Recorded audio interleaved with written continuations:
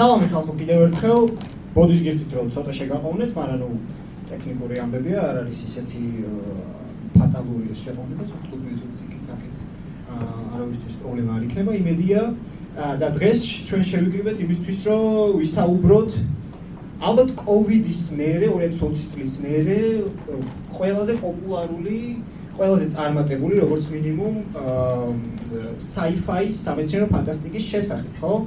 ეს არის პროექტი Ave Maria, რომელიც სუპერ წარმატებული დაждდა დაახლოებით 200 მილიონი არც იქით არც აქით და გააკეთა 600 მილიონზე მეტი box office-ი საქართველოში ყველას ძალიან მოეწონა ეს ფილმი ყველაზე, უმეტესობაზე ძალიან ნიში თავისუფლება დატოვა და ამიტომ შეკრიბეთ აქ რომ ამ თემაზე ვისაუბრო. მე მექნება მონოლოგი სადღაც 40 წუთი 50 წუთი მაქსიმუმ და მერე სიამოვნებით შევალ თქვენთან დისკუსიაში და ვისაუბროთ ამ ფილმის შესახებ. თავიდან უბრალოდ მონაცემებს და ფაქტოლოგიას მოგახსენებთ ამ ფილმზე.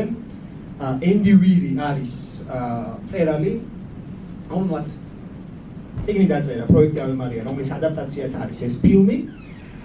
და ასევე მან დაწერა თუ გაქვთ ნახი რიდლი სკოტის მარსელი, მისი წიგნის ავტორიც გახლავთ ენდი ვირი, ამ თანამედროვეობის ერთ-ერთი მთავარი სამეცნიერო ფანტასტიკების ავტორი არის ეს კაცი და ასევე ამ ფილმის პროდიუსერიც გახლავთ. ვისაც გაქვთ ნახი, თუ მაინტერესებს ხელი აწიეთ, ვისაც გაქვთ ნახი ფილმი, რო ვიცოდეთ. ოკეი, შვენიერი. თავიდან დიდი ალბათობით მოლოდინი გქონდათ, დაუშვებ მე ეგრე და თუ მეშლება თქვენ ისქენიც რა ქვია, შემისწორეთ. თავიდან ალბათ მოლოდინი გქონდათ, რომ ნახავდი აი კლასიკურ hard science fiction-ს რასაც უძახიან რა, ანუ მეცნიერებაზე ორიენტირებული sci-fi, სადაც ძირითადად უფრო მეტი მეცნიერული თეორია, ვიდრე რაღაც სათავგადასავლო მომენტები და აი ჩაჭერა არის უფრო თეორიებზე, იმიტომ რომ წიგნში მაგალითად ეგრეა, მაგრამ ფილმი არ არის ეგეთი. ან ფილმში რა თქმა უნდა არის მნიშვნელოვანი მეცნიერული თეორიები და რა თქმა უნდა ისინი არის გარჩეული და დრამატურგიულად ძალიან მნიშვნელოვანია, ხო? ეს პეტროვას ხაზის თეორია და ეს ყველაფერი, თუმცა უფრო მეტად სახალისოა ეს ფილმი და აქცენტს უფრო აკეთებს ფანზე და ენტერტეინმენტზე, ვიდრე შემეცნებაზე და ვიდრე ამ თეორიულ ტეორში ძრომაზე, რასაც მაგალითად აკეთებს თუნდაც ინტერსტელარი, რომელიც ასევე რა თქმა უნდა საკმაოდ ფან და საკმაოდ გასართობი ფილმიც გახლავთ. და ამის მიზეზი არის ის, რომ ეს ფილმი გადაიღო ორმა რეჟისორმა, ფილ ლორდმა და კრისტოფ მილერმა, რომლების ფილმოგრაფიას რო გადახედოთ, არ გაგვიკვირდებათ, რომ sci-fi-საც ეგრე სახალისოდ და კომედიური განწყობით მიუდგნენ, იმიტომ რომ ესენი რეჟისორები, რომელსაც გადაიღეს Jump Street, ჯონა ჰილით და ჩენინგ ტატუმით მთავარ როლებში და ანუ ძირითადად ამ სფეროში, კომედიურ სფეროში მუშაობენ და შესაბამისად sci-fi-საც ეგრე მიუდგნენ და საინტერესო კომბინაცია გამოვიდა პრინციპში ენდი ვირი, რომელიც ასე ძიმე სამეცნიერო ფანტასტიკის ავტორია, ასევე ამ ფილმის პროდიუსერი და კრისტოფ მილერი და ფილ ლორდი, რომლებიც ცოტა კომიკური ფილმების, ნაწარმოებების ავტორები გახლავთ და ამიტომ ეს სინთეზი ასეთი საინტერესო გამოდგა, მაგრამ ამავდროულად ის რაც აერთიანებს, ის რაც უნიკალურს ხდის ამ ფილმს, ფუზე ცუდი რეაქცია ბოდიში, მოგადიეთ, ვისაც ორი სპარაგანი დაუზიანე, მაგრამ ნუ კინოს ვიტყვი მაშინ, ფულს აღარ ვიტყვი. ის რაც ხდის უნიკალურს ამ ნაწარმოებს არის ის, რომ ორ ქვე-ჟანრს აერთიანებს სამეცნიერო ფანტასტიკის. რაც არის პირველი აპოკალიფტური ფანტასტიკა, რაც გულისხმობს იმას, რომ დედამიწა ცუდ დღეშია, დედამიწა განადგურდება და ამიტომ ჩვენ ასტრონავტები მივდივართ დედამიწიდან სადღაც სხვაგან, რომ ვიპოვოთ გამოსავალი. ეს ამუშაობს? რაიცა, თეორიის გამოვიყენებ.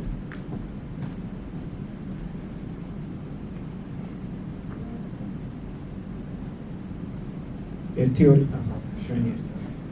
და ეს ქვე-ჟანრი თავისთავად ძალიან მოთხოვნად და საინტერესოა, იმიტომ რომ მაგალითად ინტერსტელარი არის ეს ამ ქვე-ჟანრის ნაწარმოები, ასევე არმაგედონი თუ გახსოვთ 90-იანების ფილმი ბრიუს უილის მთავარ როლში. ეგ ქვე-ჟანრია, მაგრამ ასევე მეორე ქვე-ჟანრი, რომელიც აქ ხდება, არის ადამიანის კონტაქტი უცხო პლანეტებთან, ხო? გადავხდით აბა სლაიდი. მეორე მცდელობა, მესამე. აი, იმუშავა, მშვენიერი. ეს უცხოპლანეტელი, რომელიც აქ ყავს, არის ქვის მსგავსი მატერიისგან შექმნილი როკი და აი ქვეჟანრი, რომელიც არის ადამიანის კონტაქტი უცხოპლანეტელთან, საკმაოდ იშვიათია ბოლო პერიოდის science fiction-ში, ხო, უფრო ძირითადად უფრო მეორე მიმდინარეობა უფრო აქტიურია და ამ ფილმში ორივეა. მოკლედ რომ მოგიყვეთ ამ ფილმზე ზოგს არ გაქვთ ნანახი, უბრალოდ მოკლე სინოფსის მოგახსენებთ, ხო? რა არის ამ ფილმის სიუჟეტი? მზის სისტემას ერხევა, იმიტომ რომ მზეზე არის რაღაც უცხო სხეული, რომელიც იკვებება მზით და ჭამს ამ მზეს. ამიტომ დედამიწელი მეცნიერები გამოიკვლევენ და აღმოაჩენენ, რომ მზეზე არის უცხო სხეული სახელად ასტროფაგი, მოდებულია მთელ მზეს და ადრე თუ გვიან მზეს ჩააქრობთ და შესაბამისად ჩვენც აღარ ვიქნებით ცოცხლები. ამიტომ რაღაცა უნდა მოვიფიქროთ. ისინი მოიფიქრებენ, რომ სხვა galaktikაში, სხვა ვარსკვლავის სისტემაში გააგზავნონ მეცნიერი იმ ვარსკვლავის სისტემაში, სადაც ასტროფაგი არის. ანუ ეს უცხო სხეული არის, მაგრამ მზის სისტემა, ის ვარსკვლავის სისტემა გადარჩა, იქ გააგზავნიან მეცნიერებს, მათ შორის იქნება როლანდ გრეისი, ვისაც თამაშობს რაიან გოსლინგი, გააგზავნიან იმ იმედით, რომ იქიდან რაღაც წინჩს დააბრუნებენ უკან, რითიც შეისწავლიან იმ galaktikis, იმ ვარსკვლავის თავისებურებებს და შეძლებენ, რომ ასტროფაგი რაღაცნაირად გაანეიტრალონ, გააგზავნიან იქ იმ იმედით, იმ აზრით, რომ უკან ვეღარ დაბრუნდებიან, იმიტომ რომ მაგის დრო აღარ არის, ხო?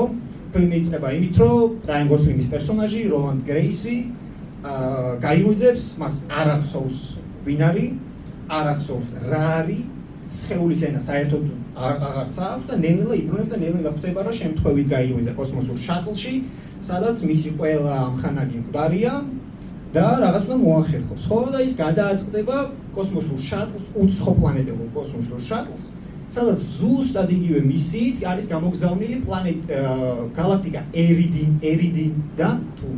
ერიდანიდან უკაცრავად აი ეს არსება ზუსტად იგივე განათლების მქონე ინჟინერი ის მეცნიერი რა უხეშად როდან ეს ინჟინერია როლანდ გრეისის პერსონაჟი მოლეკულური ბიოლოგიის მეცნიერია და გადაიკვეთებიან ესენი ერთმანეთს და ერთად ცდილობენ გადაარჩინონ საკუთარი პლანეტები, რომ შეისწავლონ ის ტაუცეტის იმ ვარსკვლავის თავისებურება და გააგზავნონ უკან საკუთარ პლანეტაზე, რათა იქ მეცნიერებმა შეძლონ პლანეტის მზის სისტემის გადარჩენა.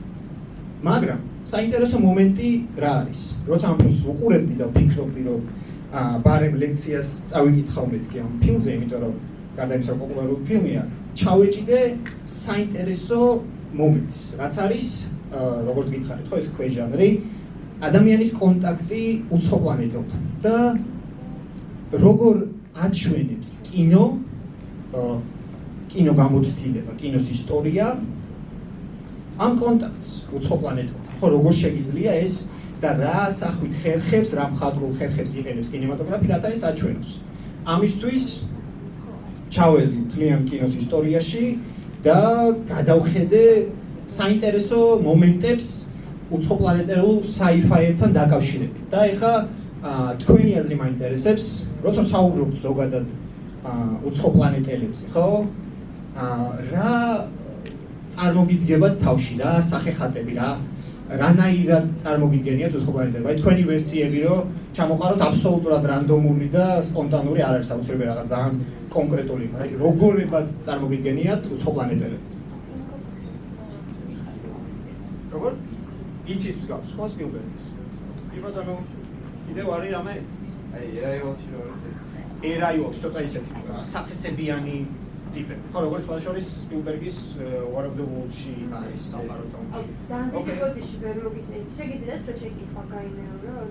ამაში სულად ისმის ჩემ ხმა? არა, მე ვერ მოგისმენთ. ისა რა ქვია, აი როგორი წარმოგიდგენიათ უცხოპლანეტელი გარეგნულად, აი როცა ვსაუბრობთ უცხოპლანეტელზე, პირველი რა ამოგიკიუტებდება ხოლმე თავში? ნუ, შეიძლება თქვა, იცით რა, შეიძლება ისეთი არსება იყოს რაღაც სულეთი ისეთი, აი ანიმაციაში როგორც წარმომიდგენია დაახლოებით ესეთი, როგორც ხომ დაახლოებით ეგეთი წარმომიდგენია უცხოპლანეტელი. თუნდაც აი სპილბერგის მსგავსიც შემიძლია წარმოვიდგინო და ასე შემდეგ. შვენიერი. ბერნაირია რა ხო? თუნდაც სპილბერგის E.T. თუნდაც Arrival-ის ან რო ვთქვა და გასაშუალოებულად რო ვთქვა, როცა ვსაუბრობთ უცხო პლანეტელზე, ძირითადად წარმოგვიდგება რაღაც ცოტა დაბალი ტიპი, ცოტა დიდი ღიბი, დიდი თავი, თვალები მაღალი და რა თქმა უნდა ჰორიზონტალური თვალის გუგები, ხო, რეპტილოიდები და მთელი ეს თემა. ეს არის რაღაც გასაშუალოებული სახე უცხო პლანეტელის, რაც გვაქვს პრინციპში ჩვენ და ეხლა გაჩვენებთ თუ როგორ წარმოუდგენია კინოს სუსუ პირველი კინო მაგალითი უცხო პლანეტელების. და იმედია ეგა. ეს გახლავთ პირველი ხატრული ფილმი, სადაც არის წარმოდგენილი ადამიანის მოგზაურობა კოსმოსში. ეს არის ჟორჟ მელიეზის 1902 წლის ფილმი მოგზაურობა მთვარეზე, სადაც მეცნიერები ჟულ ვერნის წიგნის მიხედვით მიიღო შთაგონება მელიესმა და გადაიღო ფილმი, სადაც მოკლემეტრაჟი 13 წუთიანი დაახლოებით. ფილმი, სადაც მეცნიერები შეიკრიბებიან, გამოთვლიან თუ როგორ შეიძლება მთვარეზე მოგზაურობა, წავლენ მთვარეზე და აღმოაჩენენ, რომ მთვარეზეც არის სიცოცხლე და დაახლოებით ისეთი, როგორიც ჩვენთანაა. დაახლოებით სამეფოა, ცოტა ეგზოტიკური, ცოტა აფრიკული ტომების ან სამხრეთ ამერიკული ტომების მსგავსი, სადაც არის სამეფო, არის მეფე, არიან ვეზირები, მათ აცვიათ ექსტრავაგანტული გარეგნობის მქონე ადამიანები ან ადამიანის ჰუმანოიდები არიან, მოძრაობენ უცნაურად, ცოტა მაიმუნის, ცოტა ჯუნგლური მანერები აქვთ მოძრაობის და აი ასეთი წარმოედგინა პირველ ჟორჟ მელიაზე ასე რომ ყველაფერთან ერთად გახლავთ პირველი მხატვრული ფილმების რეჟისორი და ასე წარმოედგინა მას უცხო პლანეტები. და საინტერესო ისტორია ამ ფილმს აქვს ის, რომ ჟორჟ მელიეს ჰქონდა ძალიან ტრაგიკული კარიერა. ევროპაში ეს ფილმი ძალიან მოთხოვნადი იყო თავის დროს, მაგრამ მაგ პერიოდში ევროპის ძირითადი შემოსავალი იყო ამერიკაში გაყიდული, ანუ ამერიკაში ექსპორტი ამ ფილმების. და მე-20 საუკუნის, ან უფრო ფართოდ რო ვთქვა, ტექნოლოგიური ეპოქის ყველაზე დიდი ვილანი, ყველაზე დიდი ბოროტმოქმედი, ვინ გახსენდებათ, ხო, რა თქმა უნდა, ტომას ედისონი, ხო? ტომას ალვა ედისონი, რომელმაც თითქმის ყველაფერი რაც გააკეთა, რაც გამოიგონა ჭყალებში, სხვისი გამონაგონი იყო, ამან უბრალოდ უკეთესად შეფუთა. და ამ ფილმს ედისონმა უკვე ძალიან ცუდი რამ, ეს ფილმი ედისონმა უბრალოდ მოიპარა პირატულად, არანაირი კოპირაითი, არანაირი საავტორო უფლებები, წაიღო ამერიკაში, მოატარა მთელი ამერიკა, აჩვენა ეს ფილმი და არ თქვა ვინა რეჟისორი. უბრალოდ ეს ფილმი ამერიკაში გახდა ძალიან ცნობილი, ძალიან ისეთი მოთხოვნადი, მაგრამ კაცშულმა არ იცოდა ვინ იყო რეჟისორი და ამან დიდი გავლენა იქონია იმაზე, რომ ჟორჟ მელიეს საერთოდ გაბანკროტდა. და ამავდროულად ირონია არის ის, რომ თომას ედისონი იყო ადამიანი, რომელსაც რაღაც პერიოდი კინოს შექმნის დროიდან რაღაც პერიოდი ერთადერთი კინოკამერა, ერთადერთი ეგზემპლარი არის, ერთადერთი მოდელი კინოკამერის ჰქონდა მას. და ასევე ჰქონდა დაპატენტებული, ანუ სხვა ადამიანი ამას ვერ გამოიყენებდა, ანუ საავტორო უფლებები ჰქონდა ტიპს კინოკამერას და ასევე ჩამწერ მოწყობილობაზე, კინეტოგრაფზე და ასევე კინეტოსკოპზე, ფილმის საჩვენებელ მოწყობილობაზე. ოღონდ ეს არ იყო ასეთი ჩვენებები, ეს იყო აი ერთი ადამიანისთვის ჩაიხედებოდა უბრალოდ და ასე იყურებოდა და ასე უყურებდა ფილმს. ეს იყო ფილმის ყურება მაგ პერიოდში, ეს 1890-იანი წლები. და დიდი ხანი სანამ ლუმიერების კინემატოგრაფი, ლუმიერების კამერა არ შემოვიდა ამერიკაში, მანამდე დესპოტურად მართავდა ედისონი ამ ინდუსტრიას, იმიტომ რომ ყველაფერი იყო მის და ამავდროულად ეს არის ტიპი, რომელმაც ყველაზე ცნობილი და ერთ-ერთი პირველი sci-fi, ოღონდ სოფლიოში პირველი sci-fi მოიპარა. და ამავდროულად ეს არის ტიპი, რომელმაც პირველი ამერიკული sci-fi გადაიღო. 8 წლის შემდეგ, ამამდან 8 წლის შემდეგ მან გადაიღო ეს სულად ჩანს. ეხლა შემდეგი სლაიდი უფრო კარგია, მაგრამ ცოტა ხანი არ შევჩერდეთ. ამჟღავნებები ვიყოთ, ცოტა ხნით არაუშავს. მან გადაიღო ფილმი მოგზაურობა მარსზე. ცოტა იდიოტური სიუჟეტით. მეცნიერი, 5 წუთიანი ფილმია, მეცნიერი არის ლაბორატორიაში და აღმოაჩენს შემოbrunებულ გრავიტაციას. ამ ფენომენს აღმოაჩენს რახან reverse gravity, ქართულად თარგმნით შებრუნებული გრავიტაცია და ეთქობა დაფიქრდა ედისონი და თქვა რომ რახან შებრუნებული გრავიტაცია, ესე იგი თვითონ ადამიანიც უნდა შებრუნდეს. და ამიტომ იმ მომენტში როცა აღმოაჩენს ეს მეცნიერი თვითონ გადატრიალდება, პირაზე დადგება, აფრინდება ზემოთ, ამ დედამიწა მას განიზიდავს და დაფრინდება საბოლოოდ მარსზე. და აღმოაჩენს აი ასეთ აქ ამჟღვრეულად ჩანს ვერანაირად ვერ ვიპოვე კარგი ხარისხის ფოტო, მაგრამ აქ აღმოაჩენს ცოტა სცენარეულ ხის ენტების გაბეჭდების ზანებელი ვისაც გაქვთ ნახი ენტების მსგავს უცხო პლანეტელებს, რომლებიც არის თვითონ შუაში არის. ეს არის თვითონ და ირგვლივ არის ეს უცხო პლანეტელები რა, რომლებიც ცოტა ის ხეა თითქოს რა. ასეთ ტიპაჟებს აღმოაჩენს და შემდეგ სლაიდზე გაჩვენებთ შემდეგ კადრს იდეაში ამ ფილმის. აქ არის ეს ვაჟბატონი, ადამიანი, კი არა და უცხო პლანეტელი, მარსელი, რომელიც შებერავს სულს ამ კაცს და დააბრუნებს უკან დედამიწაზე. ეს არის პირველი sci-fi ამერიკაში და წინა რაც გაჩვენეს, ეს იყო პირველი sci-fi ევროპაში და შესაბამისად მაგ დროისთვის მსოფლიოში, იმიტომ რომ კამერები მთლად ეგეთი კინოკამერები მთლად ეგეთი გავრცელებული მაგ დროს არ იყო, კიდევ დიდი ხანი არ იქნება კინოს ისტორიაში. თუმცა უცხო პლანეტელების თემა აინტერესებს სხვა ქვეყნებსაც, მაგალითად გერმანია იღებს ფილმს, გერმანელი მაგ პერიოდში გერმანული ექსპრესიონიზმის მიმდინარეობის დროს 1920 წელს იღებენ ფილმს, რომელსაც ქვია ალგოლი, რომ თარგმნოთ, ალბათ ვარსკვლავი იქნება, თუ არ მეშლება, სადაც არის ვარსკვლავი ალგოლი, საიდანაც გადმოვა უცხო პლანეტელი და ერთ-ერთ ადამიანს შახტაში მომუშავე ადამიანს მისცემს მექანიზმს, რომელიც არის ძალის, უსასრულო ძალის წყარო და ეს არის კვანძის შეკრა ამ სიუჟეტში. თუმცა უცხო პლანეტელი როგორც ფენომენი აქ საინტერესო არ არის. აქ საინტერესო უცხო პლანეტელი როგორც რაღაც ტიპი, რომელიც უცხო ტიპი, რომელიც ადამიანს აძლევს ძალის, უსასრულო ძალის წყაროს და აი როგორ მოიქცევა მე ადამიანი ამ მექანიზმს, როგორ გამოიყენებს ბოროტად, კეთილად თუ როგორ. ეს გერმანია და ასევე საბჭოთა კავშირიც რა თქმა უნდა ინტერესდება ამ ფენომენით, უცხო პლანეტელურ ფენომენით და 1924 წელს იღებენ პირველ სოფლიოში, პირველ სრულმეტრაჟიან sci-fi-ს, ან კოსმოსურ ფილმს. ეს არის ფილმი აელიტა, სადაც საბჭოთა ინჟინერს უყვარდება, ეზმანება ჯერ ეცხადება მარსი, რომელიც არის სამეფო, სადაც არის მონათმობელობა და იქ არის დედოფალი აელიტა, რომელიც მას უყვარდება, ამ საბჭოთა ინჟინერს და ამიტომ აშენებს შატლს, კოსმოსურ შატლს, რომ გაფრინდეს, მაგრამ მას ყავს ამავდროულად ცოლი. და ნუ ეს ინტრიგები ვითარდება ამ ფილმში და შემდეგი სლაიდი არის სცენები ამ ფილმიდან. რამდენიმე სცენა ამ ფილმიდან მაგ დროს მოდაში იყო კონსტრუქტივიზმი, ცოტა აქეთ რო გავიდეთ, თქვენც რო დაინახოთ, კონსტრუქტივიზმი, ცოტა გეომეტრიული ფორმები და აი ეს გახოთ ზემოთ აელიტა, ასეთი გარეგნობის, ასეთი ფორმის და ასეთ დეკორაციებით სავსე ფილმია. და ეს ითვლება პირველ სრულმეტრაჟიან ფილმად საერთოდ კოსმოსურ ისტორიაზე რა, კოსმოსურ ამბებზე, ადამიანის გაფრენა კოსმოსში. და ძალიან საინტერესო, ცოტა ბანალური დასასრული აქვს ამ ფილმს, მე თქვენ არ გეტყვით ამ დასასრულს, ეგებ უყუროთ, მაგრამ უხმობილ ეს ვერტული საკურებელი კი არა. თუმცა დასასრული ისეთი აქვს, აი მე-9 კლასში დავალებას რომ მოგცემს ქართულის მასწავლებელი რამე დაწერე, რამე ისტორიაო და იქ ყველაზე ბანალური პლოტ ტვისტი რაც შეიძლება მოუფიქრო ადამიანმა, ზუსტად ეგ პლოტ ტვისტი აქვს. და ძალიან ანუ იმედია ყველას ერთი და იგივე რაღაც ერთი და იგივე პლოტ ტვისტი მოგვივიდა თავში, მაგრამ მეეჭვება. თუმცა ანუ უყურეთ და ნახოთ როგორი შეიძლება იყოს პირველი sci-fi, პირველი უცხო პლანეტელური სრულმეტრაჟიანი sci-fi თან საბჭოთა კავშირის პერსპექტივით.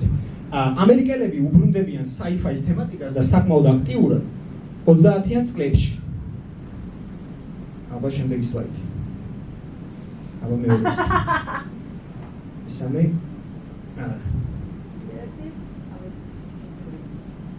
აი სო. გადაიხდით. ხო, შვენიერ 30-იან წლებში გამოდის სერიალი და 30-იან წლებში გამოდიოდა სერიალები სხვათა შორის Flash Gordon-ი, რომელიც არის ტიპზე, მაგარ ტიპზე, რომელიც მეგობრებთან ერთად შეიკრიბება, რომ წავიდეს პლანეტას, სხვა პლანეტაზე, რომელიც დედამიწას განადგურებას უპირებს. მისი მთავარი ამ პლანეტის მთავარი არის მიგი სასტიკი, მიგ Merciless, აი მარჯვენა მხარეს არის ეს ვილანი, რომელიც მოგაგონებთ რაღაც მხრივ დოქტორ სტრეინჯს ან რაღაც ეგეთ მსგავს ტიპას, ჯადოქარს, შავი მაგიის ფობელ ტიპს უფრო ვიდრე უცხო პლანეტელს, ხო?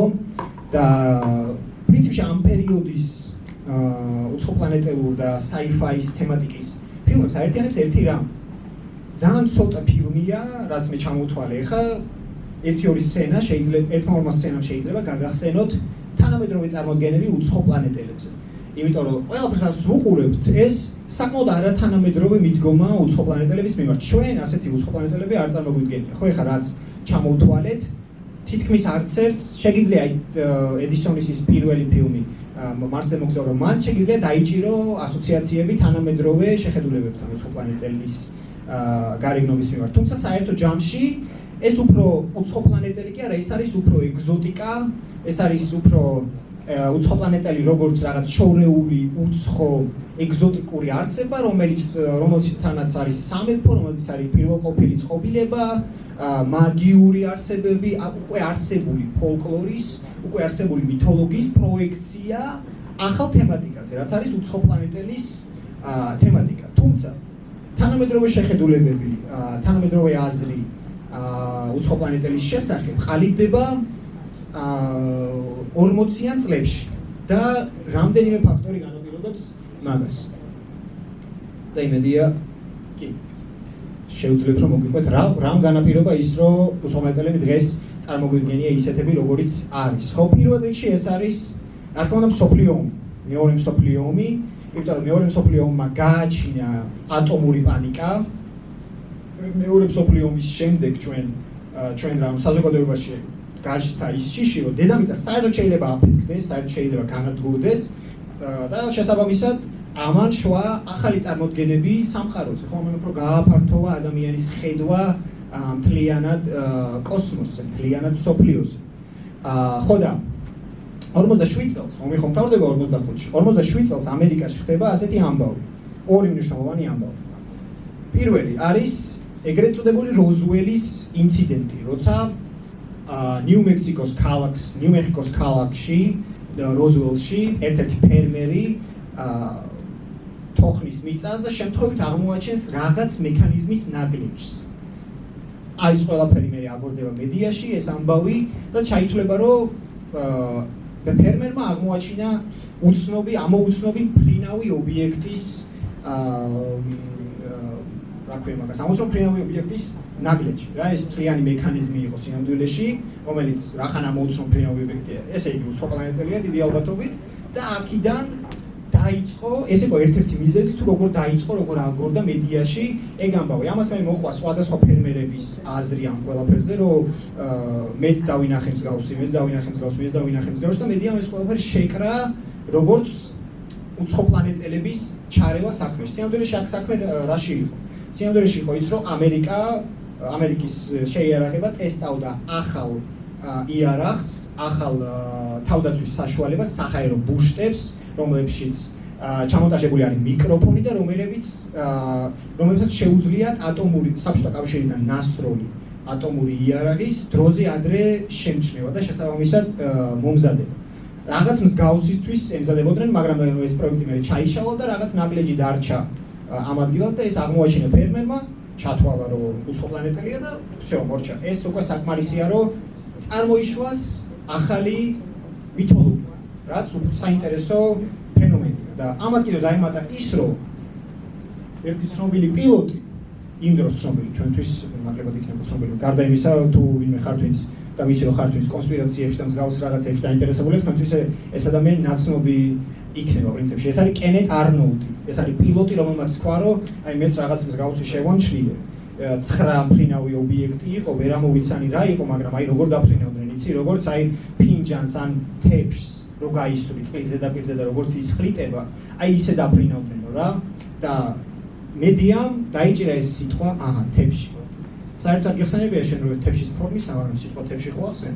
ანუ გვაქვს უფლება რომ ამ ობიექტს უწოდოთ ფრინავი თემში და ამის შემდეგ უკვე ჩამოყალიბდა ეს აზრი რომ უცხოპლანეტელები ვითვალთვალებენ ჩვენთანაც უცხოპლანეტელები არსებობენ b უცხოპლანეტელები ჩვენთან მოდიან და რაღაცებს მაიმუნობენ და c ის რომ არის ფრინავი თემში ამან შექმნა სრულიად ახალი მითოლოგია სრულიად ახალი წარმოდგენა თუ წინა ფილმები იყო პროექცია უკვე არსებული ფოლკლორის უკვე არსებული მითოლოგიების უკვე არსებული სახეების ხო ეხა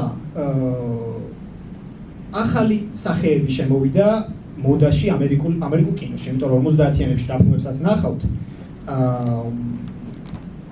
გულისხმობს სამეცნიერო ფანტასტიკებს სადაც უცხოპლანეტელები არიან მან დაინახავთ ფესვებს თანამედროვე შეხედულებების თუ საიდან ჩამოყალიბდა საერთოდ თანამედროვე შეხედულებები უცხოპლანეტელებს დიახ და იმედია გადავხვდა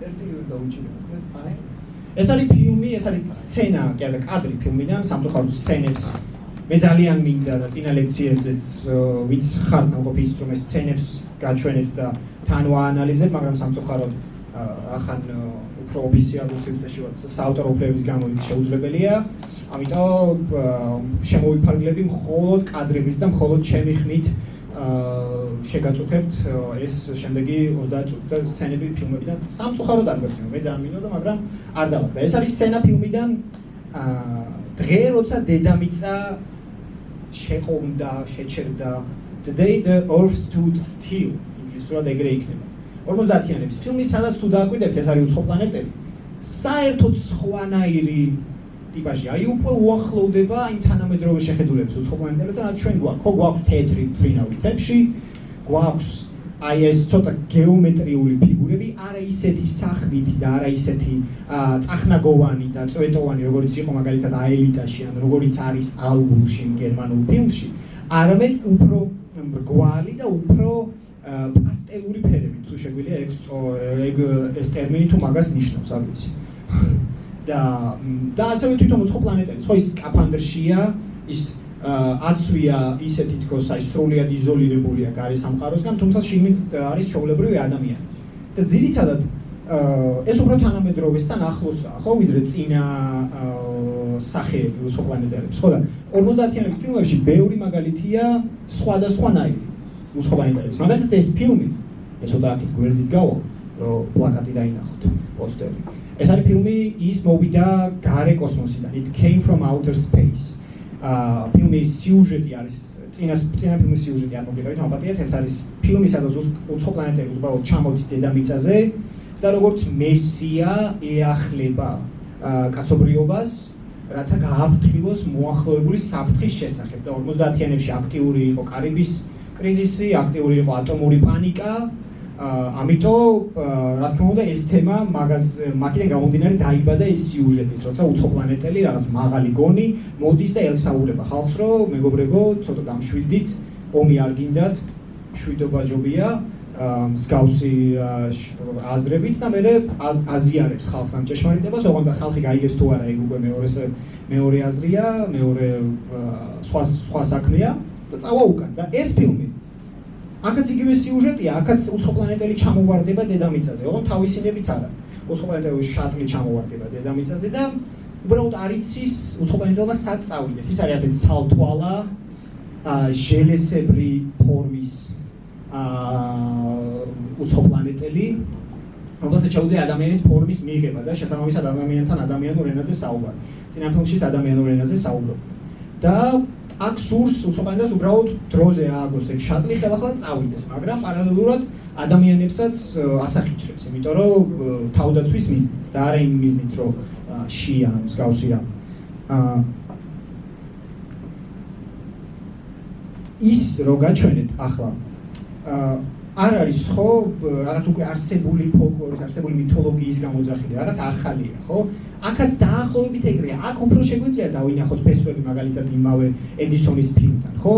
მწვანე ტიპია, ფილმს ქვია მარსიდან დამპყრობლები მარსიდან, Invaders from Mars, სადაც დაახლოებით ისეთია, როგორიც ედისონთან გვაქვს, ხო? ის მწვანე ადამიანობობის მთავარი მტერი როგორც მწვანე გობლინა, დაახლოებით ისეთი ტიპაჟები. თუმცა აქ უკვე თუ დააკვირდებით, ახალი სახეხატები შემოდის, რაც არის ცოტა გაზრდილი თავი, თითქოს უფრო დიდი თვინი აქვს, ან რაღაც მსგავსი დიდი თვალები და რაც თავარია ვერტიკალური თვალის გუგები, რაც უფრო თანამედროვე შეხედულებებია უცხო პლანეტელებზე რა.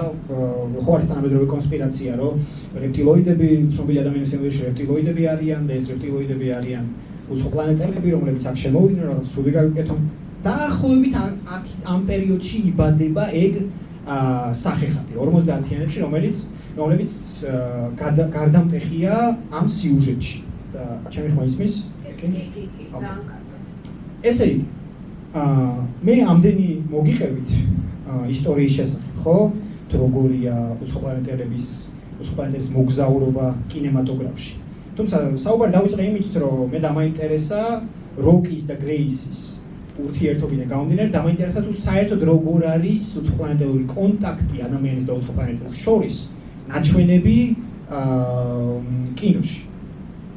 საინტერესოა რომ ამ პერიოდში და ძველ ფილმებში და ისიც საკმაოდ ძველია, მაგრამ შედარებით ადრინდელ ფილმებში, ხო? ადამიანის და უცხო პლანეტელის კონტაქტი პრობლემა თითქმის არასდროს არ არის. ანუ გულისხმობ იმას, რომ როგორ ვილაპარაკოთ, ეგ საერთოდ არ არის პრობლემა. ან არ ვლაპარაკობ და თავს ვიცავ, იმიტომ რომ შენ ჩემ მოკლა გინდა, მაგრამ შენს თავს ვიცავ, იმიტომ რომ არ იცი რა ქნა და ჯობია რომ ყველაზე კარგი თავდაცვა არის თავდასხმა.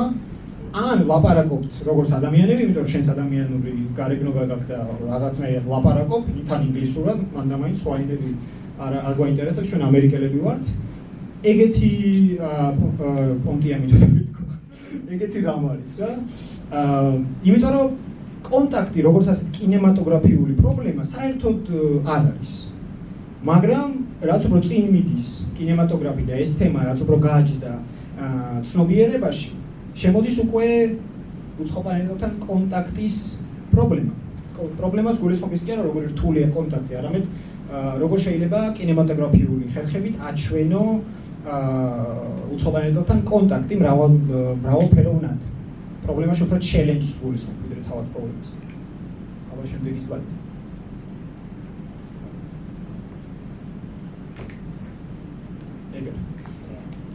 სოფლიო კინემატოგრაფის ყველაზე რო დაგუგლოთ ვიკიპედიაში რომ წაიკითხოთ ამ ფილმზე ეწერება რომ ეს არის ყველაზე გავლენიანი ფილმი კინოს ისტორიაში და მართლა ეგრეა. მე ამის უარყოფას არ ვაპირებ და ეს არის ფილმი კოსმიური ოდისეა 2001 ქართულად ეგრე იქნება დრო თარგმნოთ პირდაპირ თუმცა 2001 დასაწყისში წერია როგორც წესი პირიქით თარგმნიან ხოლმე. ეს არის სტენლი კუბრიკის 1968 წელს გადაღებული ფილმი კოსმოსური ოდისეა 2001 სწორად თარგმნი ხო? და ეს არის სტენლი კუბრიკის ფილმი მოკლედ. ეს არის უმნიშვნელოვანესი რეჟისორი სოფლიო კინოში, ამერიკულ კინოში თავისთავად და რო ნახოთ ამ რეჟისორის განხილვები, ხო? ამ რეჟისორის შესახებ განხილვები. მას რაც ხავენ, მას უწოდებენ ფორმალისტს კინოში. თავარი ფორმალისტი კინოს ისტორიაში. ეგრე ამბობს რუსი კინოკრიტიკოსი ანტონ დოლინა. და ამას აქვს თავისი ახსნა. ალბათ ჩვენ ყველას გვაქვს როგორც მინიმუმ ინსტაგრამზე ნანახი ნაწყვეტები მისი ფილმებიდან, სადაც სიმეტრია, სადაც ყველაფერი ძალიან ლამაზადაა დალაგებული, ყველაფერი თავის ადგილზეა და ცოტა ის პერფექციონისტის ოცნების მსგავსი ფილმია. და მას აქ კუბრიკი აღწევს ფორმალისტობის, ფორმალიზმის უბრალოდ პიკს. იმიტომ რომ აქ ყავს ჩვენ უცხო პლანეტელები, აქ თავარი პრობლემა ზუსტადაც უცხო პლანეტელის მოძებნავი. მაგრამ უცხო პლანეტელი აქ არის წარმოდგენილი როგორც მაღალი ცნობიერის მქონე არსება, არსი, აიგის არის არსება თუ არა, უბრალოდ არსი, რომელიც გაცდა მატერიალურ ზღვას. გავიდა სადღაც ტრანსცენდენტურ, ბოდიში თული სიტყვისთვის, მიღმიერ ადგილას, მატერიის იქით და კაცობრიობას უტოვებს შავ მონოლითს, შემდეგ სლაიდზე გამოჩნდება შავი მონოლითი, თლიან კაცობრიობას უტოვებს შავ მონოლითებს რითიც კურირებენ და აკონტროლებენ ადამიანის ევოლუციას. ანუ ეს მონოლითი ადამიანს, კაცობრიობას უცვლის ცნობიერს აი შიგნიდან, შიგთავს უცვლის თავისთავად ცნობიერს. იმ მონოლითს თვითონ არანაირი გავლენა არ აქვს არაფერზე, ას ფიზიკურად, არაფერზე არ ახდენს გავლენას, თუმცა მაიმუნები მონოლითის ირგვლივ აღმოაჩენენ რა ქვია მაგას ძვლებს, რომელსაც გამოიყენებენ მერე იარაღად, რითიც დაიწყება ომი მაიმუნებს შორის, რაც გამოიწვევს შესაბამისად ზრდას, ევოლუციას და ყველა აი კაცობრიობის განვითარების ეტაპებზე ჩვენ ხვდება ეს შავი მონოლითი და რაღაც მომენტში როცა კოსმოსური როცა მეცნიერება საკმარისად განვითარდა და გადაწყვიტეს რომ შეესწავლათ აი ეს შავი მონოლითი ფილმის სიუჟეტს გიყვებით. აღმოაჩენა მთვარეზეც არის ეს შავი მონოლითი და მთვარიდან შავი მონოლითი სიგნალს აგზავნის იუპიტერზე. ამიტომ შეიკრიბება კოსმოსური შატლი, ბოუმანი, ასტრონავტი და HALE 9000 ინტელექტი, უბრალოდ რობოტი, კომპიუტერული ინტელექტი ერთად მეგობრულად ჩაკიდებენ ერთმანეთს ხელს და სწავლენ იუპიტერში, რომ შეისწავლონ თუ რა ფენომენია საერთოდ ეს შავი მონოლითი და რა სიგნალებს აგზავნოს და ვინები არიან საერთოდ, ხო? და საინტერესო რა არის, კონტაქტის მომენტი სად შემოდის, ხო? დაგისპოილერეთ და არ სადაც შემოდის. უცხოპლანეტელები არ ჩანან, უცხოპლანეტელებს ჩვენ ვერ ვხედავთ. ზუსტად იმიტომ, რომ უცხოპლანეტელი გამოიხატება ფორმაში. უცხოპლანეტელი გაცდა მატერიის ზღვარს და უცხოპლანეტელი აყალიბებს ამ მატერიას და გავლენა აქვს ამ მატერიას და ზუსტად ეს გავლენა არის კონტაქტის მომენტი ამ ფილმში. ჩვენ ვერ ვხედავთ უცხოპლანეტელს, მაგრამ ჩვენ ვხედავთ თუ როგორ ცვლის ის რეალობას. ის მაღალი მატერია, მაღალი არსი, რომელიც გაცდა მატერიალურ ზღვარს, რომელსაც საერთოდ არ ჭირდება იყოს აქ, იმისთვის რომ იყოს აქ. მოდიშით ასეთი გენიალური ციტატისთვის, მაგრამ ალბათ მიხვდით რას გულისხმობ. მთელი ფილმის განმავლობაში საერთოდ არ გვყავს ეგ მომენტი, რომ ჩნდება უცხოპლანეტელი, მაგრამ მთელი ფილმის განმავლობაში ჩვენ გვძნობთ მას. და სწორედ ეს არის კინემატოგრაფიული გენია, როცა რაღაცას აჩვენებ ისე, რომ ის საერთოდ არ ჩანს. და რაში გამოიხატება მაგალითად ის გავლენა, ხო? დევიდ ბოუმანი, ეს პერსონაჟი, დევიდ ბოუვის მსგავსი ჟღერადობის პერსონაჟი. შემდეგ სლაიდზე თუ გადავხტავ. აღმოჩნდება საბოლოოდ აი ასეთ ოთახში. ნეოკლასიკურ ოთახში, შევა მონოლითში საბოლოოდ ეს ამ ოთახში აღმოჩნდება. თქვენ ახლა ფიქრობთ, ნუ მისპოილერებო, მაგრამ ეს ისეთი ფილმია, აქ ისტორიას უფრო ნაკლები მნიშვნელობა აქვს, ვიდრე ვიზუალურ ექსპერიენსს. მაგალითად, იმიტომ რომ არის უბრალოდ 10 წუთიანი გამგრძობითი სცენა, სადაც ვხედავთ შუქს, სადაც ვხედავთ მოახლოებულ სპექტრს, შუქის და სინათლის და ფერების და ეს არის სცენა, როცა ის შედის მონოლითში, ბოუმანი შედის ამ შავ მონოლითში და აღმოაჩენს აი ამ სივრცეს. თვითონ კუბრიკი ამ სცენას და გეტყვით, რომ ეს ითვლება ერთ-ერთი ყველაზე რთული სცენა ასახსნელად და ზოგადად აღსაქმნელად კინემატოგრაფის ისტორიაში. თვითონ კუბრიკი ამბობდა, რომ აი ეს სცენა, ეს ადგილი არის ზოოპარკი, უცხოპლანეტელების მიერ შექმნილი ზოოპარკი, რითიც ისინი აკონტროლებენ, რითიც ისინი კურირებენ და შეისწავლიან კაცობრიობას და აკონტროლებენ მის ევოლუციას. აქ მოხდება დევიდ ბოუმანი. შევა თუ არა? დაინახოს საკუთარ თავს, ჯერ შედის ასეთი შედარებით ახალგაზრდა, მერე ხდება ასეთი ცოტა უფრო შებერებული ჭაღარით და ნაოჭებით, მერე ხდება ასეთი უფრო დაბერებული და სულ ბოლოს არ გისპოილერებთ, ნუ გეშინიათ ეს სულ ბოლოს სცენას არ გაჩვენებთ, ბოლოს რა მოხდება. ხედავთ მას სიკვდილის სარეცელზე, ლოგინში როგორ წევს და მომაკვდავია და გაშვერილი აქვს ხელი ამ შავი მონოლითისკენ. და რა იგულისხმება ამ სცენაში? ამ სცენაში უცხოპლანეტელი ხდება ზუსტად იმ შუალედში ამ ასაკისრიელების ევოლუციის ეტაპის გავლის შუალედებში არის უცხოპლანეტელი. არის უცხოპლანეტელური უცხო გონი, რომელიც ინტერპრეტირებულია, რა თქმა უნდა, როგორც ღვთაებრივი გონი, რომელიც აქტიურად არის ჩარეული ადამიანის განვითარებაში, რათა ის განავითაროს საბოლოოდ ნიჩესეული ზეკაცის დონემდე, რაც იგულისხმება ევოლუციის ბოლო ეტაპი ფრიდრიხ ნიჩეს ფილოსოფიაში და სხვადასხვა ეს ფილმი იწყება მუსიკით, შავი სცენით, უბრალოდ სიშავეს უყურებთ, სიბნელეს. და მუსიკა არის ზარატუსტრა, აი რასაც როდისი როგორ რითიც იწყება ეგ მუსიკა და ზარატუსტრა არის ფრიდრიხ ნიცშეს თავარი ნაწარმოების თავარი გმირი, ხო, რა სიტყვა და ზარატუსტრა და რა თქმა უნდა ნიცშესეული იდეა აქ არის. იმიტომ რომ ბოლოს რაც ხდება, ეს აი ნიცშეს ზეკაცის გამოვლინება თავიდან ბოლომდე. და დაიმახსოვრეთ და ჩაეჭიდეთ ამ შეხების მომენტს, იმიტომ რომ რა თქმა უნდა ასეთ გაშვერილ ხელზე პირველ რიგში გვახსენდება ადამის შეხება ღმერთს, ხო, სიქსტის კაპელა და ეგ ამბავი, ხო? იმიტომ რომ შეხების მომენტი არის ძალიან მნიშვნელოვანი, რომ გავიაზროთ ზოგადად უცხოპლანეტელური კინო. და წერტილი რო დავსვათ ამ ფილმზე და სხვა ფილმზე რო გადავიდეთ, საბოლოო წინადადებად შემიძლია თქვა ის, რომ კუბრიკმა მიაგნო კინემატოგრაფიულ ხერხს, რითიც შეგიძლია აჩვენო უცხოპლანეტელი. და ეს ხერხი არის სივრცე. დროში გაწელილი სივრცე. რისიც ცვლილებითაც ჩვენ გვძნობთ ამ უცხოპლანეტელურ გონს. მისი ყოფნა საჭირო არ არის სივრცეში განფენილი მოქმედებები და ცვლილებები გამოხატავს ამ უცხოპლანეტელს თავისთავად. და აი ამ აბსტრაქციას მიაგნო კუბრიკმა. და 3 წლის შემდეგ აქეთან ნახევარსფეროში საბჭოთა კავშირში ყავს ასეთი მნიშვნელოვანი კაცი კინოს ისტორიისთვის, ანდრეი ტარკოვსკი, რომელსაც ძალიან ხშირად ადარებენ კუბრიკს, მაგრამ ესთეტიკით საერთოდ არ ყავს კუბრიკს ახლოსაც, იმიტომ რომ ტარკოვსკი უფრო პოეზია, უფრო მგრძნობელობა, სენტიმენტები, აქეთ კუბრიკი უფრო ფორმალიზმი, გეომეტრია, სიმეტრია, სწორი გათვლა, ყველაფრის დალაგება და ეს ყველაფერი.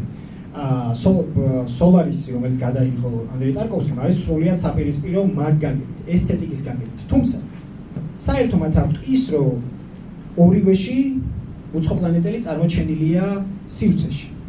სივრცეზე გავლენით. ხედავთ ჩვენ აქ უცხოპლანეტელს. სიუჟეტი არის ასეთი. მეცნიერები შეისწავლიან შორეულ პლანეტას სახელად სოლარისს და რაღაც მომენტში მოვუვათ მესიჯი, რომ სოლარისზე არსებული კოსმოსური შატლი უფუნქციურია. იმიტომ რომ იქვით მუშაობს, იმ შატლში იქვით არის ყველა გონს გადადის, ყველა გიждდება. და ამიტომ აგზავნია აი ამ კაცს, კრის, რათა შეისწავლოს თუ რა ხდება იქ. და ამ სოლარისის ირგვლივ არის უცხოპლანეტები. აი ეს არის უცხოპლანეტები. სახელად ოკეანი. ციური, რაღაც კოსმოსური სხეული, რომელიც ცოცხალია და რომლის შესასწავლად და რომელზეც დასაკვირვებლად წავიდა ეს ხალხი, რათა შეისწავლოს. თუ რა არის საერთოდ ოკეანი, მაგრამ კრისი რო ჩავა, აღმოაჩენს, რომ ისინი არ შეისწავლიან ოკეანეს, არამედ ოკეანე შეისწავლის მათ. და შეისწავლის როგორ? აგზავნის თავად ეს ოკეანე, უყურებს ამ ადამიანებს და გამოიხატება თავად უცხოპლანეტელი, აი ეს გოგონა. არის ზუსტად ეს უცხოპლანეტელის გამოხატულება. ოღონდ არ გეგონოთ, რომ ეს არის უცხოპლანეტელი, რომელსაც ფორმა მიიღო ადამიანის, არამედ მსგავსი. არა. ეს არის ამ ადამიანის კრისის მთავარი დანაკარგის პროექცია. ანუ ოკეანე შეისწავლის ადამიანს და უგზავნის მას მის ყველაზე ემოციურ პროექციებს. პროექციებს, რომლებზეც მას აქვს შინაგანი ფიქსაცია. და საინტერესოა ის, რომ ორივე ერთ თემას შეისწავლის რა, კუბრიკიც და ტარკოვსკიც. ორივესთან უცხოპლანეტელი გამოხატულია სივრცეში, ხო? იქ საერთოდ არ მოგვეცემა უცხოპლანეტელის გარეგნობა. აქ კი ვხედავთ ოკეანეს, თუმცა ეს ოკეანე ძალიან განდგომილა და არაფერში არ ერევა ფიზიკურად. ანუ ჩვენ მის ფიზიკურ ჩარევას ვერ ვხედავთ, ჩვენ ვხედავთ მხოლოდ შორიდან მას. ორივესთან ეს ერთი იდეაა, ხო? ორივესთან არის ის მომენტი, რომ უცხოპლანეტელი არ არის იქ, სადაც ახდენს გავლენას და რასაც ცulis.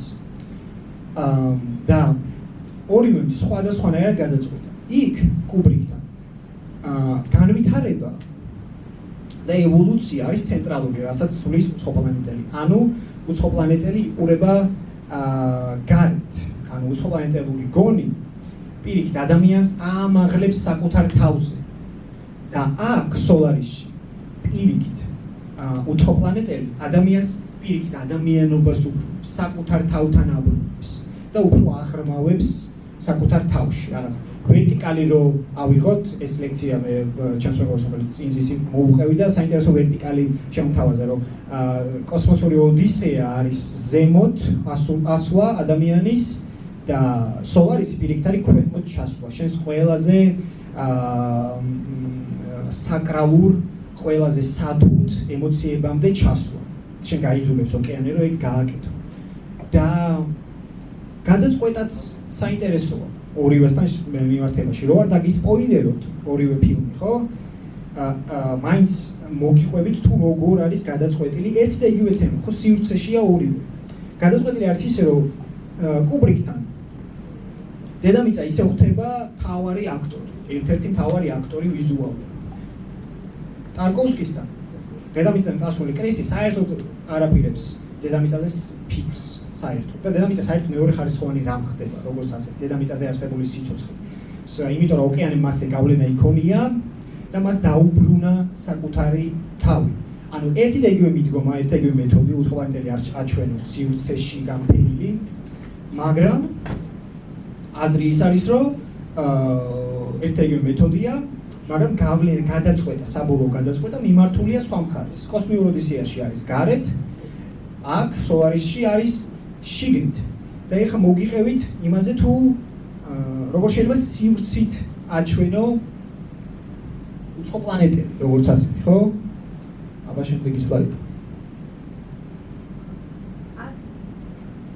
თუმცა არის კიდევ ერთი კინემატოგრაფიული ხერხი თუ როგორ შეიძლება აჩვენო უცხო პლანეტები ეს არის შუქი მარტივი უბრალოდ შუქი სინათლე ჯეიმს კემერონს ადრეულ მის ფილმოგრაფიაში არის ასეთი ფილმი The Abyss წყდია ქართულად რომ თარგმნოთ ეს სიუჟეტი არის ისეთი რომ წყალქვეშა ნავი რომელსაც გადააქვს ატომური იარაღი მას დაეჯახება რაღაც უცხო სხეული რაღაც უცნაური მოხდება და ამისთვის მეცნიერები შეიკრიბებიან რათა წყალქვეშ ჩავიდნენ და გაერკვნენ რა ხდება საერთოდ იმიტომ რომ წყლის ფსკერზე ჩავარდება ატომური ბომბი და მასთან რაღაც ფრთხილად უნდა იყვნენ ესენი. სიუჟეტი არის ეს, ესენი ჩადიან ქვემოთ და რაღაც მომენტში აღმოაჩენენ უცხო პლანეტელს. თვითონ არ იციან უბრალოდ უცხო პლანეტელი არის თუ არა, ჩვენ ხვდებით მაგას. უცხო სხეულს როგორც ასეც და საინტერესო რომ ეს უცხო სხეული წყალქვეშ როცა არის, ფოსფორივით ანათებს იასამნის ფრად.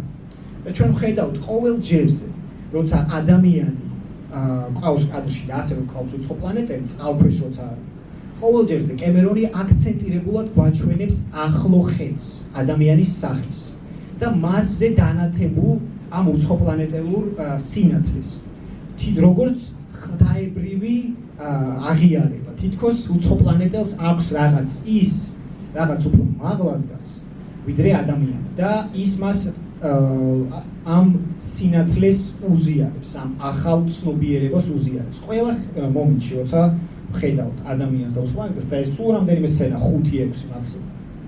ჩვენ ვხედავთ აი ასეთ ახლო ხედს ადამიანზე და მასზე დანათებულ სინათლეს. და საინტერესოა რომ ფინალი ამ ფილმში რეჟისორული კათი ოღონდ და არა საბოლოო ფაინალ კათი. არ შევიდა ერთი სცენა, არ მოგიყვებით რა სცენა. და ფინალზეც კონკრეტულად არ მოგიყვებით. თუმცა მან კომუნიკაცია საბოლოოდ არ მყარდება. კომუნიკაცია არის ერთმხრივი. უცხო პლანეტელები ესაუბრებიან ადამიანებს. ადამიანები უცხო პლანეტელებს აქ ვერ ესაუბრებიან. თუმცა კი იგებენ სავარაუდოდ უცხო პლანეტელებს თუ ასე უნება ადამიანი, მაგრამ მაგის საბოლოო დასტური, ასე ვიზუალური დასტური არ გვაქვს. და საინტერესოა რომ მაგას ვერ მივაგები თუ რატო შემოდის საერთოდ კონტაქტის პრობლემა კინოში და ალბათ ლოგიკურად რომ ვიმსჯელოთ ის იქნება რომ 60-იანი წლებიდან უფრო და უფრო ახლოს და უფრო და უფრო რეალისტური ხდება ის რომ ადამიანი თვალეზე ან სხვა პლანეტაზე დაждდება იმიტომ რომ იური გაგარინი უკვე გაფრინდა დედამიწას გაცდა ერთხელ 79 წელს კოსმიურ ოდისეის გამოსვლიდან 1 წლის შემდეგ ნილ არმსტრონგი დაждდა მთვარეზე ამიტომ უცხო სიცოცხლე არა დედამიწური სიცოცხლე უფრო და უფრო რეალისტურია და შესაბამისად ჩნდება პრობლემა თუ არსებობს უცხო პლანეტელი როგორ ვესაუბრებით მას და აქედან გამომდინარე ჩნდება ეს კონტაქტის პრობლემა კინოში ეს მაშინ უნდა მეთქვა და ეხა გამახსენდა და შესაბამისად მუშაობ აწი შევეცდები რომ უფრო ქრონოლოგიური ვიყო. და აი ამ სცენაში კემერონთან შუქი ხდება როგორც გითხარით თავარ აქტორად, კონტაქტის გამოსახვალ თავარ ხერხად. თუმცა კინემატოგრაფია ამაზე არ ჩერდება. არა მხოლოდ სივრცე და შუქი ამ თავარი, რითიც შეიძლება გამოხატო უცხოენდული გონი, არამედ თავად ენა. თავად ეს ვერბალური კომუნიკაცია. ეს არის კადრი ფილმიდან 2016 წლის ფილმიდან ერაივალი. ჩამოსვლა. ალბათ მოსვლა. ან ჩამოსვლა უფრო ლოგიკური იქნება. რო უთარგმნოთ ეგრე. დენი ვილნევის სამეცნიერო ფანტასტიკა. ამერც უკვე ვახსენეთ. დღეს და იმ ფილმსაც ვახსენეთ ითის შორის. აქ სიუჟეტი რა არის? უცხოპლანეტელი ჩამოდის, უცხოპლანეტელები ჩამოდიან თავისი შატლით დედამიწაზე და შემდეგ პრობლემა არის ის, რომ როგორ ვეკომუნიციროთ მათ.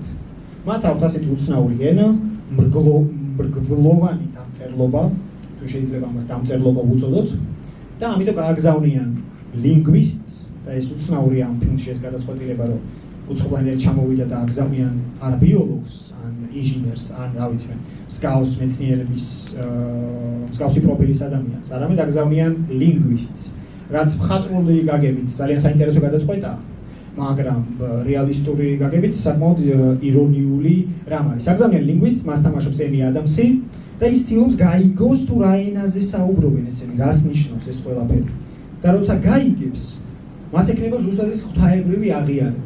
მე არ გეტყვით თუ რა შეიცვლება და როგორ მოხდება ამ ფილმში, თუმცა საინტერესო არის ის, რომ აქაც უცხოპლანეტელები ნაჩვენები არიან არსებად, რომლებსაც უფრო მეტი და უფრო დიდი ცოდნა და გამოცდილება აქვს ვიდრე ჩვენ, ისინი ჩამოდიან ჩვენთან და ცლიან ჩვენს რეალობას, რაც მოხდა, რაც ხდება პრინციპში ოდისეაში, რეალობის ცვლილება ოღონდ სხვანაირად, რაც ხდება თუნდაც წყდიანში, რაც ხდება სოლარისში და აქაც ზუსტად ეგეთია კომუნიკაციის საშუალება ამ ფილმში თავისთავად არის ინსტრუმენტი, რომ შეცვალო რეალობა. არ დაგისპოილერებ, ძალიან მინდა რომ დაგისპოილეროთ, უბრალოდ ვიცი ხვდები რომ და ბევრს არ გიქნებათ ნანახი და ძალიან მინდა ამ ფილმზე ცალკე გელაპარაკოთ, ალბათ ცალკე ლექციაც მექნება, თუმცა სპოილერი იქნება ამ მუდროულად რომ გავარჩიო რა არის ზუსტად ის კომუნიკაციის ინსტრუმენტი და როგორ ცვლის რეალობას, მაგრამ ენა მეკავება რომ აგმოგუნოთ, ამიტომ გადავიდეთ შემდეგ სლაიდზე. ამას შემდეგ სლაიდზე.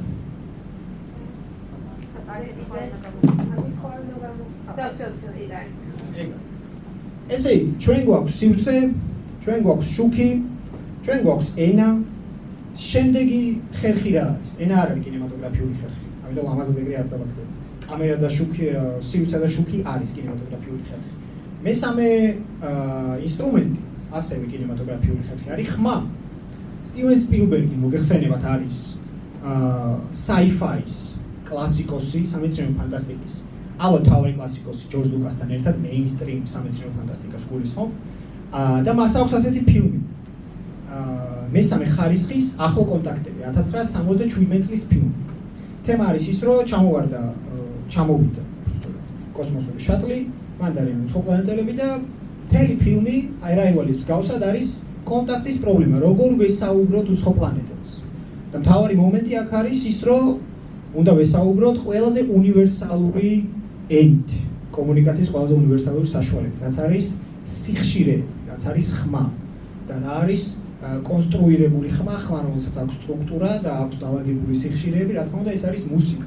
და ამიტომ აქ მეცნიერები, ეს არის სცენა, კოსმოსური შატლი, მეცნიერები შეკრებილები არიან, ირგვლივ ხალხი ყველა გონს გადადის, იმიტომ რომ ზოგი თვლის, რომ რაღაც შეთქმულება, ზოგი თვლის, რომ ეს, მაგრამ მეცნიერები შეიკრიბებიან და 5 ნოტიანი სისტემით ესაუბრებიან უცხოპლანეტელებს. და ამ ნოტებს თან ახლავს ფერები, ამიტომ მოგაგონებთ ქსილოფონს, ეს საბავშვო ბავშვების საკრავ ინსტრუმენტს, პრინციპში ბავშვების არ არის მარტო, მაგრამ ითვლება, რომ კულტურაში ეგრეა დამკვიდრებული, როგორც მინიმუმ, როგორც საბავშვო ინსტრუმენტი. და საინტერესოა ის, რომ ხმა ნოტი ასოცირდება ფერთან, ეგიც საინტერესოა და ასე კომუნიცირებენ მთლიანად რა ფილმის განმავლობაში, ბოლოსკენ. და ამ დროს რეალურად მუსიკა პირველად შემოვიდა როგორც კომუნიკაციის საშუალება უცხო პლანეტებთან. ეს მნიშვნელოვანია, იმიტომ რომ ბოლოსკენ გეტყვით რატომაც. აბა შემდეგი სლაიდი და აი ეს ფილმი, რომელიც დღეს უკვე ვახსენეთ, E.T. Extraterrestrial, E.T. არა დედამიწის მიღმა მყოფი. ეს არის 1980-იანი წლების დასაწყისში გადაღებული ფილმი, სპილბერგის ფილმი, სადაც მოყოლილია ისტორია უცხო პლანეტელზე, რომელიც კოსმოსურ შატლზე ისევ, რომელიც ჩამოვიდა დედამიწაზე იმისთვის, რომ უცხო პლანეტელებმა აიღონ რაღაც რესურსი და წავიდნენ და როგორც ცნობილი მიმი იყო ცოტა ხნის წინ, როცა ცნობილი ვიდეო პინგვინმა რო გადაუხვია თავის ჯოგს და მარტო გზა აირჩია, დაახლოებით ისეთივე სიუჟეტია აქ. ეს E.T., რომლის ხელსაც ხედავთ, ასე გადაწყვეტს, რომ ცალკე წავიდეს, მიატოვებენ თავის მისი ამხანაგებას, ეს მარტო დარჩება დედამიწაზე, გადაიღნება ვიღაც ბავშვს და დამეგობრდება და ეს იქნება კვანტის შეკრა ამ ისტორიაში. თუმცა კომუნიკაცია გადაწყვეტილია საკმაოდ ბანალურად, ხო? ბანალურად რა არა იმდენად სახვითად, რამდენადაც სხვა მაგალითები არის, ასე მეგაჩვენებს პრინციპში, ხო? მაგრამ აქ კომუნიკაცია არის ჩვეულებრივ მექანიზმის შეიმუშავებენ, კომპიუტერ მექანიზმის ისინი ურთიერთობენ. თუმცა კომუნიკაციაზე მეტად აქ არის ღრმა ემოციური კავშირის ფენომენი.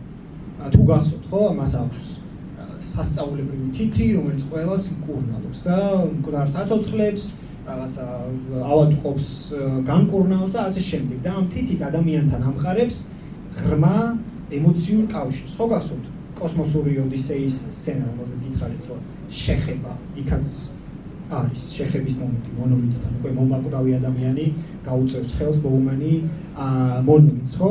შეხების მომენტი არის აქაც, როგორც ხედავთ, შეხება, თითის შეხება, როგორც კომუნიკაციის უფრო დიდი საშუალება, ვიდრე ნებისმიერი სხვა ინფორმაციის მიმოწვლის საშუალება. და ვისაც გაქვთ პროექტებელი ნანახი, თუ გახსოვთ, როგორ ხდება სუსუპირველად როკი.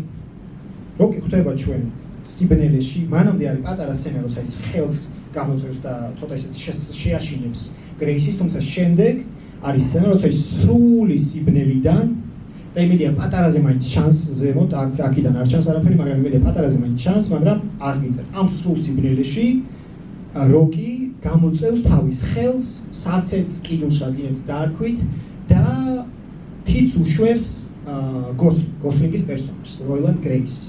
ანუ შეხების მომენტი შეგვიძლია ჩავთვალოთ, რომ უცხო პლანეტელთან კონტაქტის კინემატოგრაფიული ნოუ-ჰაუა, ასე ვთქვათ, ანუ ეს სულ კინემატოგრაფისთვის დამახასიათებელი რამ არის.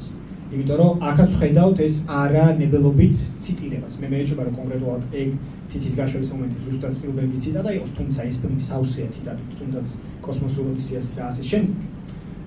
და საბოლოოდ წერტილი რო დავსვა ამ ჩემ მონოლოგს, მივედით იქამდე, რომ sci-fi აი ეს გზა გაიარა, ასე ჩამოყალიბდა უცხო პლანეტელი, თავიდან იყო რაღაც ფოლკლორული, მაგიური, უკვე არსებული პირველყოფილი წყობილების წარმოდგენები უცხო პლანეტელებზე, შემდეგ მსოფლიო ომი, სამეცნიერო განვითარება დაყალიბდება უკვე ახალი მითოლოგია, ორიგინალი მითოლოგია უცხო პლანეტელებზე, შემდეგ შემოდის ადამიანი გადის კოსმოსს გარეთ და უკვე კონტაქტი შემოდის როგორც პრობლემა კინოში და კონტაქტის მრავალნაირი სახეები გვაქვს, ხო? სივრცითი, შუქი, სივრცე, მუსიკა, შეხება, ვერბალური ენა და აი ასე მივდივართ ამ ფილმამდე.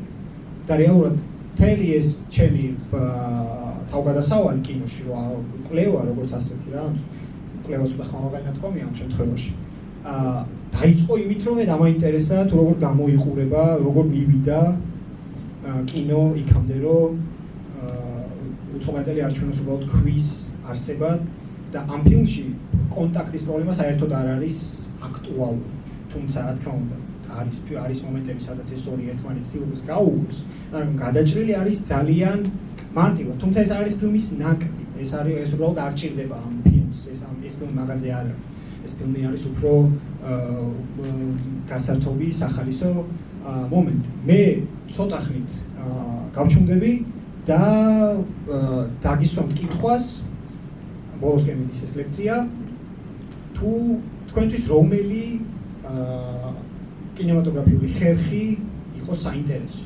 თუ იყო რომელიმე საინტერესო, აბა რა ვერსიები გაქვთ და ამასთან გითხავთ თქვენთვის რომელი, რომელ ფილმს უყურებთ პირველად, რომლებიც არ გაქვთ რა ხარ ჩამოთვლით ამან, რომელმა უფრო დაგაინტერესებთ. აბა ჩემთვის მუსიკის კომუნიკაცია იყო ყველაზე საინტერესო, მაგრამ ფილმებში სადაც სხვა პლანეტების და ადამიანების კომუნიკაციის და კონტაქტის თქმის, ესე არ აქვს ხოლმე კომუნიკაცია რა. ანუ არც საუბრებიან ესენი, ისინი სულ თვითონ აიშებენ რაღაცებს და მუსიკით კომუნიკაცია არც გამიგია. ანუ სიმართლე გითხრათ, ესე და იქ ფილმიც არ მოგთანახი და ნახა ოფცია. ჩემთვის ყველაზე საინტერესო იყო. ხო. ჩემთვის შეიძლება მესწავლო. კი. ჩემთვის როგორც ხმის ის რაღაც ტექნიკა ძალიან საინტერესო იყო, იმიტომ რაღაც ხმის რაღაც ბევრი რაღაც შეიძლება ფანტაზია შეიძლება გაშალა ხმის სწავლობით და ძალიან დამაინტერესა მე შუქის ტექნოლოგია, იმიტომ რომ რაღაცა ლამაზ ფერებში რო არის და ეს რაღაც ეს შუქის ფენომენი ძალიან დიდ გავლენას ახდენს, ზოგადად კოსმოსური აზროვნების ასე ვთქვათ, კოსმოსურ შეხედულებაზე ასე ვთქვათ, და ფილმებშიც და ზოგადადაც და ეგ საინტერესო მომენტია და ეგ სიმეტრიაში ძალიან თეოლოგიური მომენტია, იმიტომ რომ შუქი ადრეულ თეოლოგებთან, ნეტარ ავგუსტინესთან და ეგეთ ტიპებთან, რომლებიც ძალიან ისე თეოლოგები და ღვთისმეტყველები და ასე შემდეგ, შუქი არის ერთ-ერთი მთავარი გამოვლენა ზოგადად ღმერთის, ხო, ღვთაებრივი შუქი როგორც ასე. მუსიკის ამბავს რომ დაუბრუნდეთ. სპილბერგს მიუხედავად იმისა, რომ სპილბერგის აღმოჩენა არ იყო საერთოდ. კინოში სპილბერგი რა თქმა უნდა ერთ-ერთი პირველი იყო. თუმცა მას ეს ყველაფერი ეს იდეები აღებული აქვს უკვე არსებული მეცნიერებიდან. ეს ფილმი ითვლება, რომ ერთ-ერთ ყველაზე კარგად ილუსტრირებს მეცნიერულ შეხედულებებს ამ ყველაფრის მიმართ. ამიტომ საწყისი წერტილი მაინც არის აქ მეცნიერება პირველ რიგში და მერე უკვე მხატვრული გადმოცემა ამ ყველაფრის. არის კიდევ შეხედულება.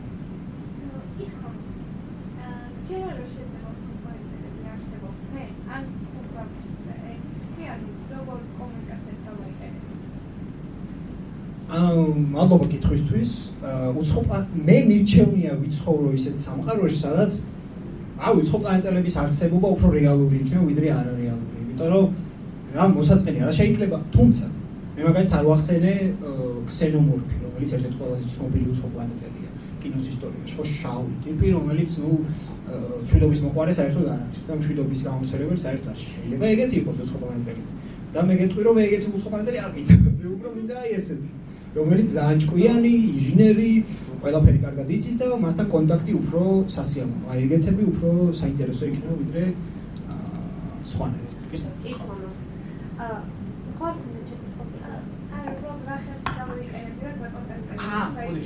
ეგ გამოვიჩი, ხო.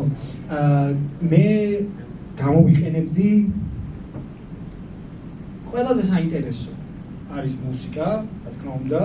თუმცა მუსიკა არ არის ინფორმატიული, ანუ მე კი ველაპარაკები, მაგრამ ალბათ ბევრი ინფორმაციას ვერ მივიღებ. მე უფრო ალბათ იმ აზრს მივიღებ, რომ ჩვენ რაღაც საერთო ნიადაგი გვაქვს, მაგრამ ინფორმატიულობის ამბავში, აი მე რო თქვი ეს გლოვანი ერაივალი, ბევრად საინტერესო, იმიტომ რომ მასთან კომუნიკაცია მე ძალიან მაგარ რაღაცას მომწევს პირველ რიგში. სხვანაირად შემახედებს სამყაროს.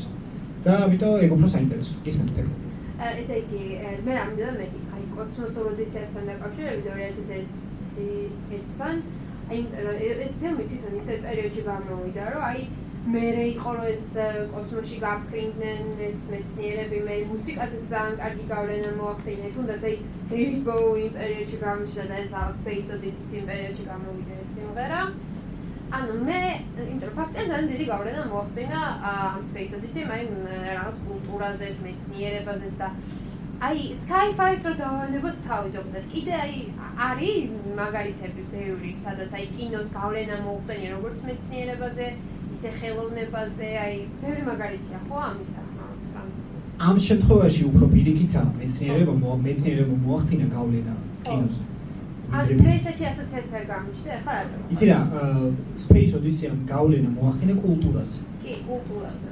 თუნდაც დევიდ ბოუის, რომელიც თუ არ მეშლება მანამდე იყო, იმიტომ რომ ამ პერსონაჟს ქვია დევიდ ბოუმანი, შეიძლება რაღაც ალუზია ხარ დევიდ ბოუის შეხედულებებზე და იმ ალბომზე. რომელიც არის ზიგით სტარდასტი, ზიგით სტარდასტი. რომელიც 70-იანების ალბომია, თუ არ მაშქება, ხო, რომ მე 70-იანების. ხო, 70-იანების. ფაქტია გავლენა მოახდინა. კი, რა თქმა უნდა. ამ ფილმმა ყველაფერზე მოახდინა გავლენა, რაც შეეხება სამეცნიერო ფანტასტიკას, იმიტომ რომ შეუძლებელია დღეს სამეცნიერო ფანტასტიკა გადაიღო და აცდე ამ ფილმს, იმიტომ რომ იმდენ სხვადასხვა სცენებია და ყველა სცენა არის ქრესტომათიული ამისთვის რა, სამეცნიერო ფანტასტიკის ვიზუალური მხარეებისთვის და პროექტ ავმარიშის ძალიან ბევრი ციტატა კოსმიურ ოდისეაზე ძალიან. კიდევ ერთ შეკითხვას დავსვამ. აი განათებასთან დაკავშირებით საუბრობენ, განათების პრობლემებზე საუბრობენ დღესდღეობით თანამედროვე კინოში, მაგალითად სოციალურ ქსელში შეხვდა პოსტი, რომ აი რაღაცა უფრო მკრთალი განათება, რაღაცა უფრო ისაა და აი Sci-Fi-ს რამდენად, Sci-Fi ჟანრს რამდენად ეხება ეს პრობლემა, ესეთი აქტუალურია ამ Sci-Fi როგორც ყველგან, აი თუნდაც დრამაში ან აი თუნდაც ამ Ave Maria-ში პროექტი Ave Maria რაც იყო ეს განათების პრობლემა თუ განათების პრობლემა არ იყო და გეტყვი რატო. ეგ ძირითადად ეხა რაც მომდის თავში იმპროვიზაციით, ეგ პრობლემა განათების პრობლემა ძირითადად ეხება ისეთ ფილმებს, რომლებშიც და ძირითადად ეგეთ ფილმები უფრო მეტია, სადაც დედამიწაზე ხდება მოქმედება. ძირითადად. და აქ კოსმოსი რახან არის და თავისთავად იგულისხმება, რომ სხვანაირი განათება უნდა იყოს, სხვანაირი სინათლე უნდა იყოს კოსმოსში. და სხვანაირი სიხშირე უნდა იყოს სინათლეების, ხო? შესაბამისად, ამაზე ჯერ გავლენა არ მოახდენია, მაგრამ ბევრი Sci-Fi არის. Sci-Fi ეგეთ ხშირი ჟანრი არ არის სხვადასხვა. ხო, მაგრამ ხო არ არის საფრთხე ხო არ გამოიკვეთა თვითონ ამ ფილმში, რომ აი ამ ფილმში ნაკლებად, ანუ ეგეთ პასტელურ ფერებზე თუ ვისაუბრებთ, ცოტა მკვდარ ფერებზე, კოსმოსურ ოდისეაში ეგეთი ფილმი ყველგან არის. და იმ ძველ ფილმებშიც არის, რომელიც ჩავთეთ ფილმებში, მაგრამ ნუ მაინც ხო, ეგ საინტერესო რამაა, სწორედ Sci-Fi-ზე ეგ როგორ ახდენს გავლენა, ამ იმპერია. აბა, არის კიდევ სულელი. არა მარტო კითხვა გაქვთ, უბრალოდ აზრი თუ გაქვთ რამე, შეაუნებით მოგისმენთ. როგორც ჩანს, არა. ამიტომ გავიდეთ ბოლოსკენ და დიდი მადლობა მეგობრებო მოსვლისთვის, ყურადღებისთვის. იმედია საინტერესო იყო, იმედია გაგისწორდათ, რაღაც ახალი წაიღეთ შეიძლება და შემდეგი ლექციები შესახებ, რა თქმა უნდა, ჩემს Instagram-ზე, ჩემს TikTok-ზე გაიგებთ და ასევე Instagram-ზე და TikTok-ზე დავდებ Google ფორმას, სადაც მაინტერესებს თქვენი ფიდბექი ამ ლექციასთან და ზოგადად ლექციებთან დაკავშირებით, რავი, წინა ლექციებზე მიციყავით და იქ რაღაც კითხვარი იქნება, სადაც შეგეკითხებით რა არის. კონკრეტულად რა მოგეწონათ, როგორ გაიგეთ, bla-bla-bla ეს ყველაფერი რა, ეს ბუღალტერია და გადადით და ნუ მოკლედ Instagram-ზე, TikTok-ზე მაგ ყველაფერს შეგატყობინებთ და შეაფასებთ თქვენი აზრი, საინტერესო იქნება ამის შესახებ თქვენი აზრის მოსმენა. დიდი მადლობა და ეგ არის.